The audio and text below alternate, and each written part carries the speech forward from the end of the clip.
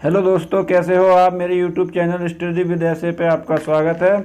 आज हम करेंगे जो काफ़ी महत्वपूर्ण क्वेश्चन हैं महाजनपदों से। आज हम वो क्वेश्चन करेंगे जो काफ़ी महत्वपूर्ण हैं महाजनपद काल से। और हमारे ये आने वाली परीक्षाएं जैसे रेलवे है, ग्रुप डी, एनटीपीसी और यूपीपी, एसएससी, जीडी में काफ़ी महत्वपूर्ण रहेंगी। तो हम पहला क्वेश्चन देखते हैं जो हमारे स्क्रीन पे है। पहला क्वेश्चन क्या कहता है देखते हैं। सूची ए को सूची सेकंड से मिलाइए कह रहा है पहला क्वेश्चन। तो हम देखेंगे पहला क्वेश्चन को। तो कंधार हम सब जानते हैं। कंधार किससे संबंधित था? तो कंधार था तक्षशिला से। इसको हम इससे मिलाएंगे तो कंधार संबंधित है तक्षशिला से। और ऐसे ही बी सूरसेन कहाँ की वो थी? मथुरा से। जनपद सूरसेन की राजधानी क्या थी? मथुरा थी। और जैसे ही हम देखेंगे कि बस किसकी राजधानी थी? तो कौशाम्बी की थी। और कौशल तो श्रावस्ती की थी। ये है कि हमारा लास्ट में। तो हमारा आंसर क्या होगा? पहले का 4, दूसरे का 1 और तीसरे का 2 और डी का 3, यानी कि ऑप्शन नंबर 1 हमारा राइट हो जाएगा, ऑप्शन नंबर ए। ठीक है दोस्तों, अगला क्वेश्चन देखते हैं। अगला क्वेश्चन ये आ गया आपके स्क्रीन पे। इसे हम देखेंगे, थोड़ा इधर साइड को लगाते हैं और बड़ा करते हैं। ये कह रहा है, क्वेश्चन क्या कहता है देखते हैं। क्वेश्चन कह रहा है कि हर्यक वंश के किस शासक को कुणिक कहा जाता था? हर्यक वंश के किस शासक को कुणिक कहा जाता था? तो हमारा ये इसका आंसर करेंगे बिंबिसार को, उदयन को या अजातशत्रु को, या इनमें से कोई नहीं। तो हमारा राइट आंसर जो होगा, तो राइट आंसर हमारा जो होगा वो ऑप्शन नंबर सी, यानी कि अजातशत्रु को कुणिक नाम से जाना जाता था। तो अगला क्वेश्चन देखेंगे अब, क्वेश्चन नंबर 3। क्वेश्चन नंबर 3 हमारा जो आ गया बीपीएससी 2008 में आया हुआ क्वेश्चन है ये। इसको देखेंगे। ये क्या कहता है? ये कहता है कि किस शासक ने गंगा एवं सोन नदियों के संगम पर पाटलिपुत्र नामक नगर की स्थापना की थी? तो किस राजा ने गंगा एवं सोन नदियों के संगम पर पाटलिपुत्र की स्थापना की थी? तो हमारा क्वेश्चन नंबर 3 का आंसर क्या होगा? अजातशत्रु या उदयन, अजातशत्रु, उदयन, अशोक या घनंद। तो हमारा ये राइट आंसर होगा, वो होगा उदयन। उदयन ने पाटलिपुत्र की स्थापना की थी। तो अगला क्वेश्चन देखते हैं। अगला क्वेश्चन कहता है क्वेश्चन नंबर 4। क्वेश्चन नंबर 4 देखते हैं। क्वेश्चन नंबर 4 क्या कहता है? तो क्वेश्चन नंबर 4 हमारा कहता है क्या? इसे देखेंगे, इधर साइड में लगाते हैं, इसे जूम करके और साइड में लगा के अब देखते हैं। क्वेश्चन नंबर 4 कहता है शिशुनाग वंश का वह कौन सा शासक था जिसके समय में वैशाली में द्वितीय बौद्ध संगति का आयोजन किया गया? उस काकड़वड़ के नाम से भी जाना जाता है। काकवड़ नाम से भी जाना जाता है। तो इसे देखेंगे, हम बहुत अच्छे तरीके से देखेंगे। तो वो कौन था? जो द्वितीय संगति थी वो किसके शासनकाल में हुई थी? शिशुनाग के में हुई थी या कालाशोक, नंदीवर्धन। तो हमारा राइट आंसर हो जाएगा ऑप्शन नंबर वी, कालाशोक इसका राइट आंसर हो जाएगा।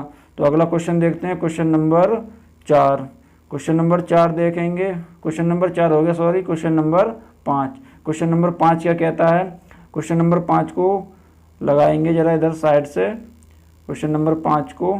अब देखते हैं क्वेश्चन नंबर हमारा 5 क्या कहता है। क्वेश्चन नंबर 323 ईसा पूर्व सिकंदर महान की मृत्यु हुई थी। 303 ईसा पूर्व सिकंदर महान की मृत्यु हुई थी। तो कहाँ हुई थी? पारस में, बेबीलोन में, मैसिडोनिया में या तक्षशिला में? तो इसका राइट आंसर जो होगा ऑप्शन नंबर बी, बेबीलोन। इसका राइट आंसर जो होगा बेबीलोन में उसकी मृत्यु हो गई थी। क्वेश्चन नंबर 6 पे चलते हैं। क्वेश्चन नंबर 6 ये आ गया हमारा स्क्रीन पे है। इसे अच्छे से देखते हैं। इस क्या कहता है कि पाल ग्रंथों में गांव के मुखिया को क्या कहा जाता था। पाली ग्रंथों में गांव के मुखिया को क्या कहा जाता था। तो पाली ग्रंथों में गांव के मुखिया को क्या कहा जाता था, ग्रामक, भोजक या ग्राम भोजक, ज्येष्ठक या ग्रामपति। तो क्या कहा जाता था, तो हमारा ऑप्शन नंबर क्या होगा, ऑप्शन नंबर बी सही हो जाएगा। तो अगला क्वेश्चन देखते हैं। क्वेश्चन नंबर हमारा 7 आया है ये। उज्जैन का प्राचीन नाम क्या था, अवंतिका, तक्षशिला, कन्याकुंज, कान्यकुंज या धान्य कटक। धान्य कटक। तो ये ऑप्शन नंबर इसमें से क्या सही होगा, उज्जैन का प्राचीन नाम था। उज्जैन का प्राचीन नाम क्या था ये पूछा गया है। अवंतिका, तक्षशिला, कान्यकुंज, धान्य कटक। इसमें से क्या होगा हमारा राइट आंसर। राइट आंसर हमारा क्या होगा, तो राइट आंसर हमारा 9, यानी कि अवंतिका नाम से उज्जैन को जानते थे। ठीक है दोस्तों, अगला क्वेश्चन करते हैं। अगला क्वेश्चन देखते हैं। क्वेश्चन नंबर 8, नंदवंश का संस्थापक कौन था। नंदवंश का संस्थापक कौन था। ए पद्मानंद, महापद्मनंद, कालाशोक, घननंद, नागार्जुन।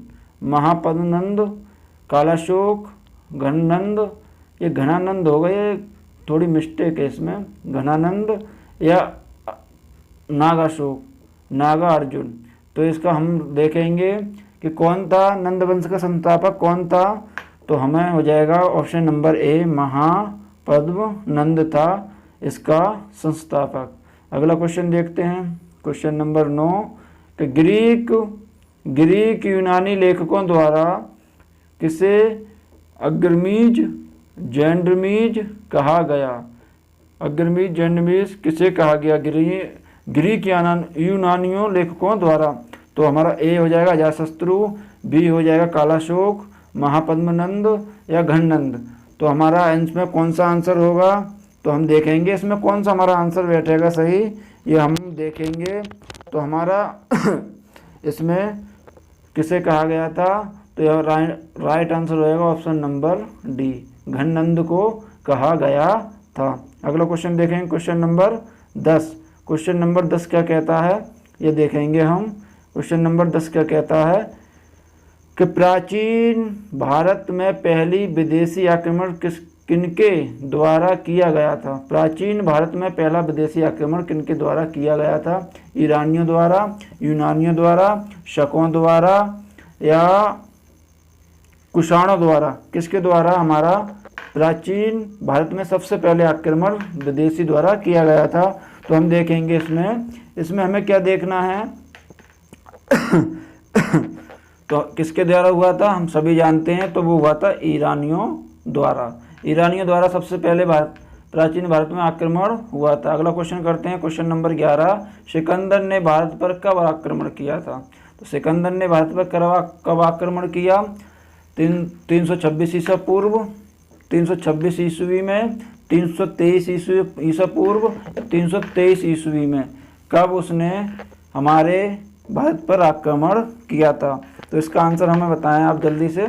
तो इसका आंसर क्या होगा, आंसर देखेंगे हम। आंसर होगा हमारा, तो हम सभी जानते हैं, तो 326 ईसा पूर्व में उसने हमारे भारत पर आक्रमण किया था। अगला क्वेश्चन देखते हैं। अगला क्वेश्चन नंबर 12 है। इसे भी हमें मिलाना है, तो हम इसे अच्छे से ही मिलाएंगे। हम अच्छे से ही इसे को मिलाते हैं। तो मिलाने के लिए हमें कर देते हैं मगध, वत्स, कौशल, महाजनपद एवं आधुनिक क्षेत्र। महाजनपद एवं आधुनिक क्षेत्र दिए गए हैं। तो महाजनपद एवं आधुनिक क्षेत्र दिए गए हैं। तो हम इसको देखेंगे, कैसे देखेंगे कि मगध, पटना या गया के ज़िले में कहा जाता है। मगध, पटना या गया के ज़िले में कहा जाता है। बस, इलाहाबाद।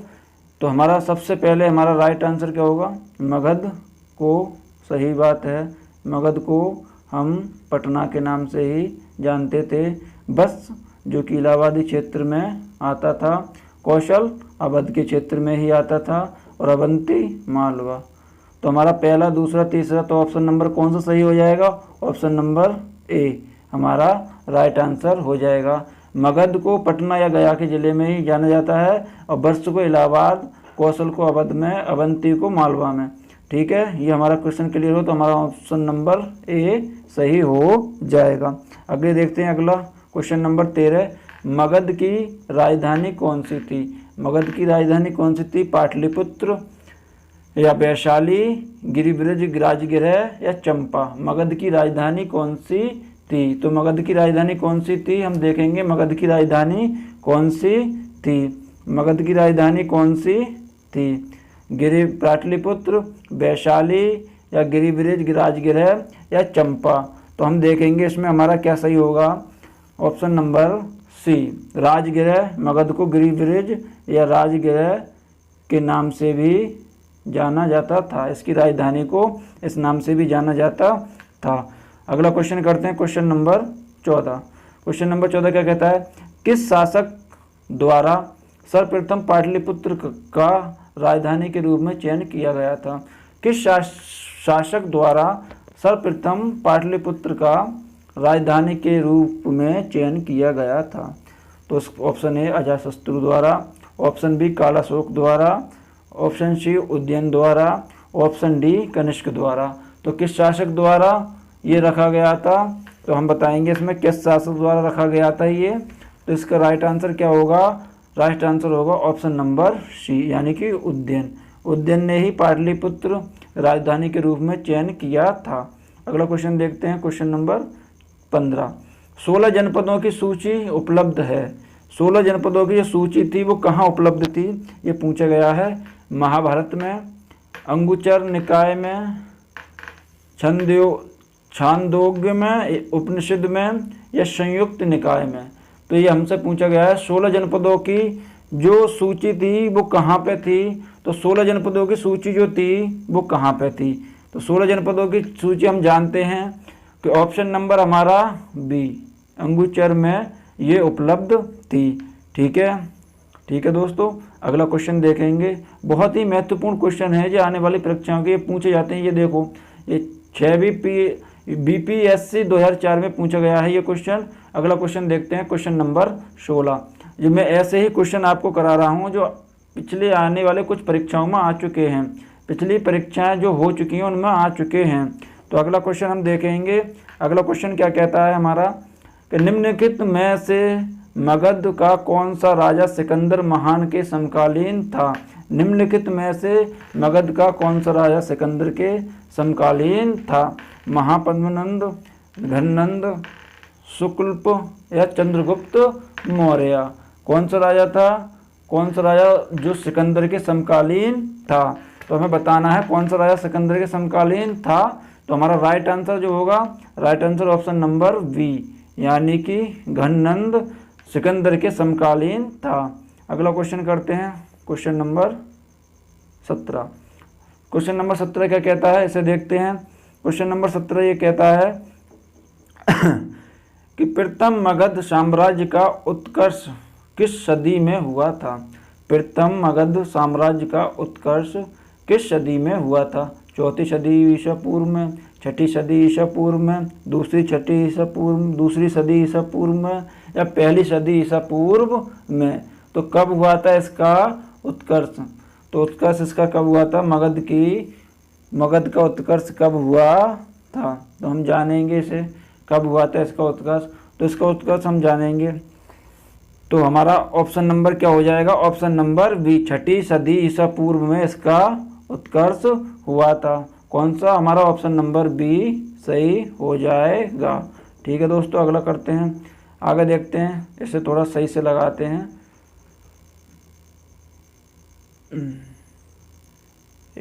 अब काफ़ी अच्छा दिख रहा होगा, ये कोई दिक्कत नहीं है देखने में, तो इसे हम रोकते हैं ऐसे। अब देखिए, सिकंदर की भारत में सफलता के निम्न कारण थे। सिकंदर के भारत में सफलता के क्या कारण थे ये पूछा गया है। तो ए, भारत में तब कोई केंद्रीय सत्ता नहीं थी। तो भारत में तब कोई केंद्रीय सत्ता नहीं थी। तो भारत में कोई केंद्रीय सत्ता नहीं थी, सही बात है।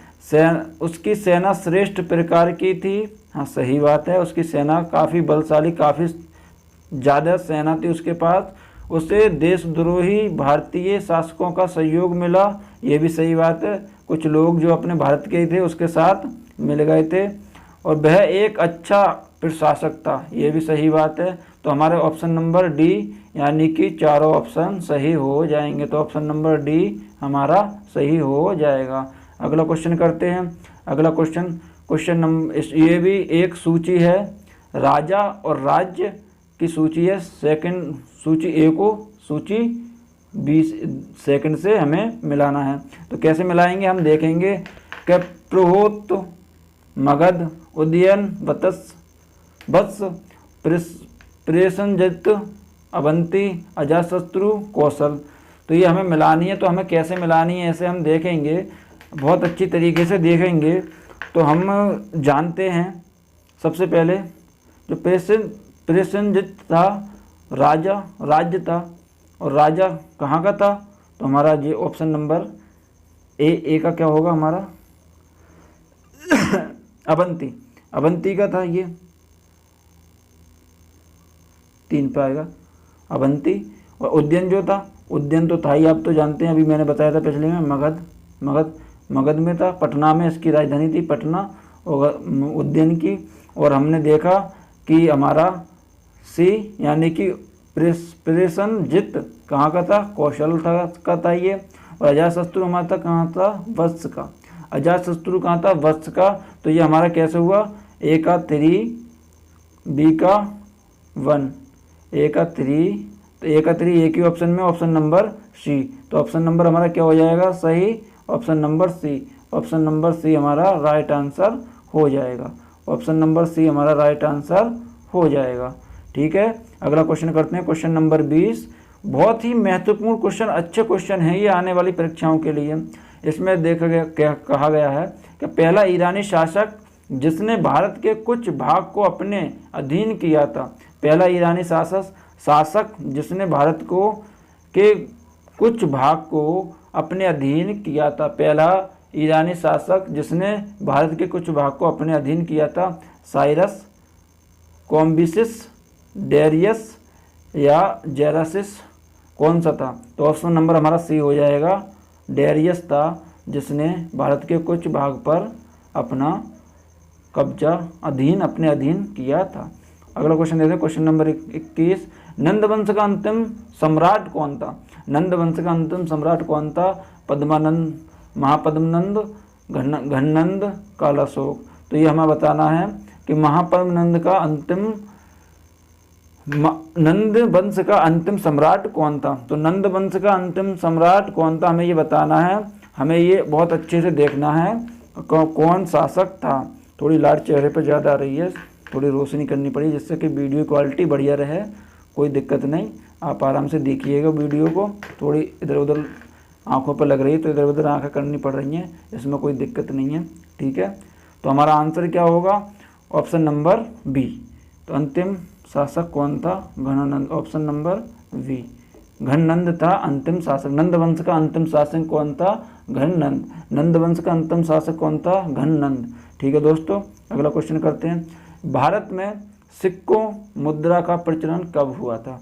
भारत में सिक्कों मुद्रा का प्रचलन कब हुआ था? तो ए अशोक के शासन में, बी कनिष्क के शासनकाल में, सी 600 ईसा पूर्व में, और डी 300 ईसा पूर्व में। तो भारत में जो सिक्के चले थे वो कब चले थे, हमें ये बताना है। तो हमें इसका राइट आंसर देना है। तो हमारा राइट आंसर होगा, राइट आंसर जो हो जाएगा 31 का सी। तो हमारा राइट आंसर जो होगा क्वेश्चन नंबर 22 का सी। ठीक है, आगे क्वेश्चन करते हैं। अगला 23 में देखते हैं। 23 में क्वेश्चन को ज़रा सही से लगाते हैं, उसके बाद देखेंगे।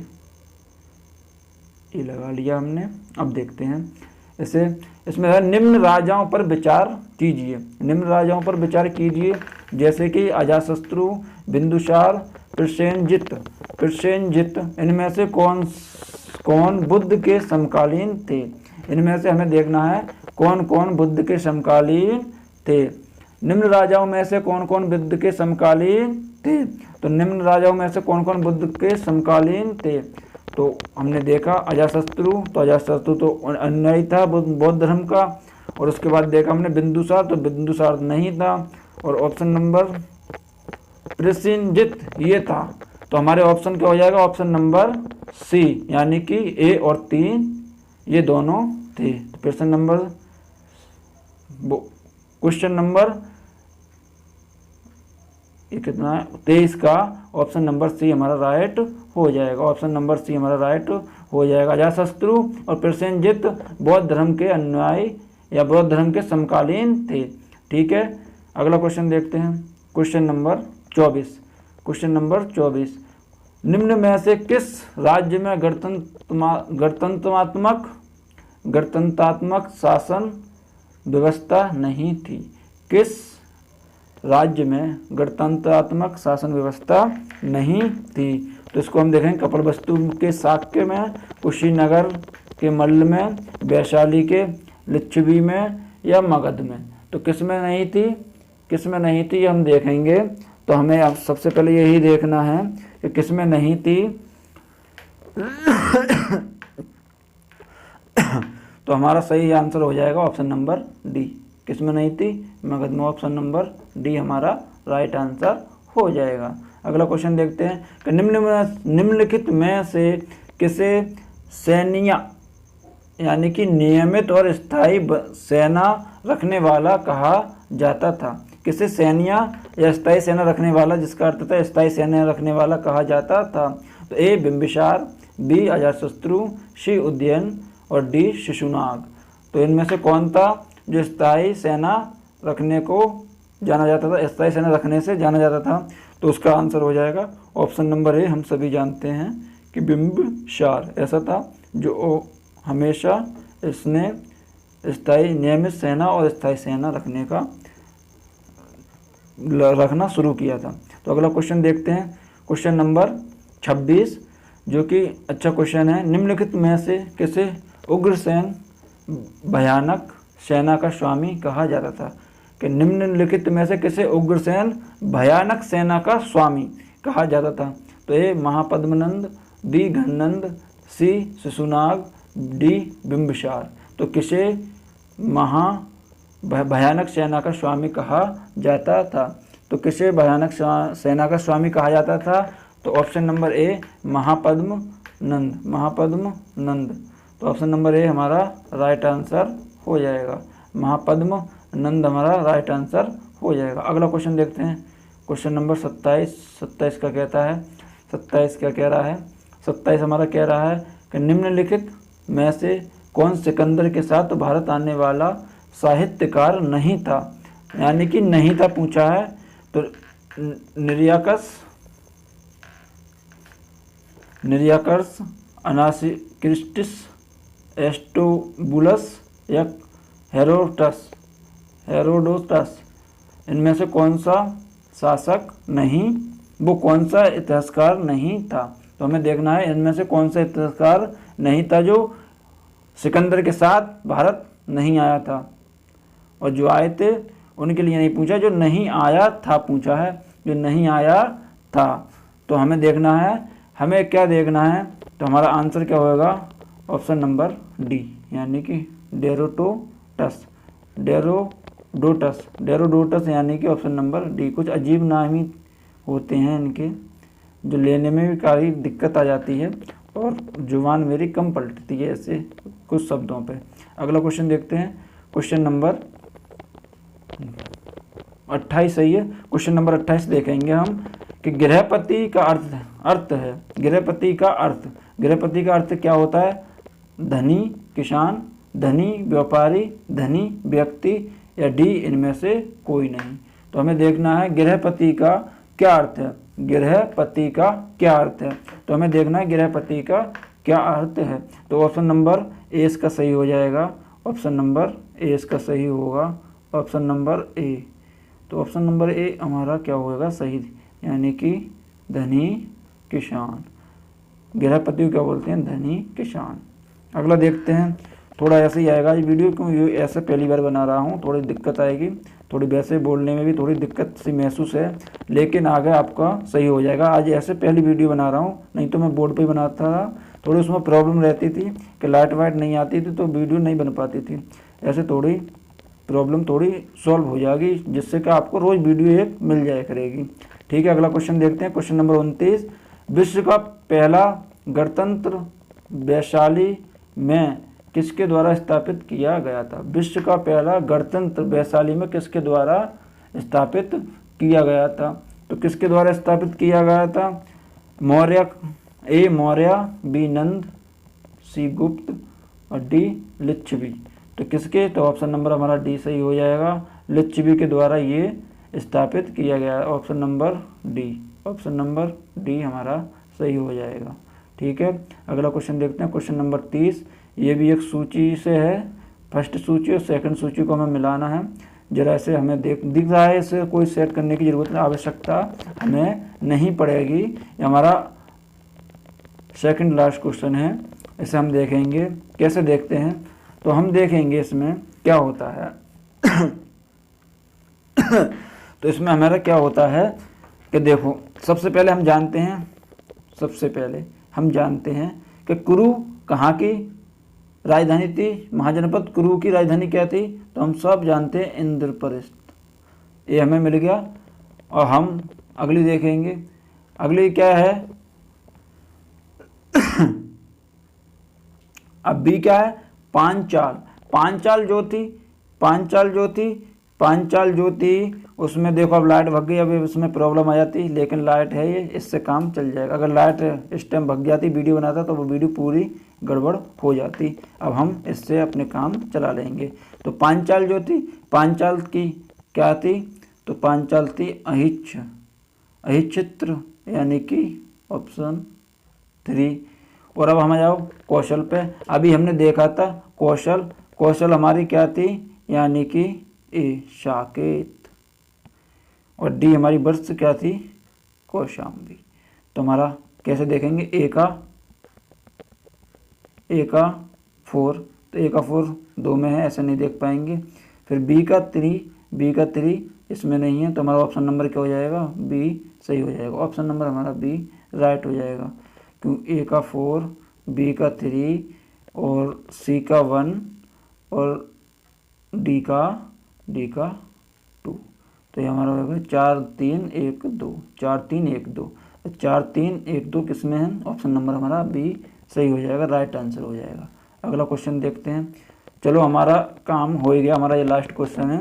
लाइट भाग गई, कोई दिक्कत नहीं, इससे हमारी वीडियो बन गई। अगर बोर्ड पर बना रहे होते तो हमारी वीडियो ये पूरी गड़बड़ हो जाती।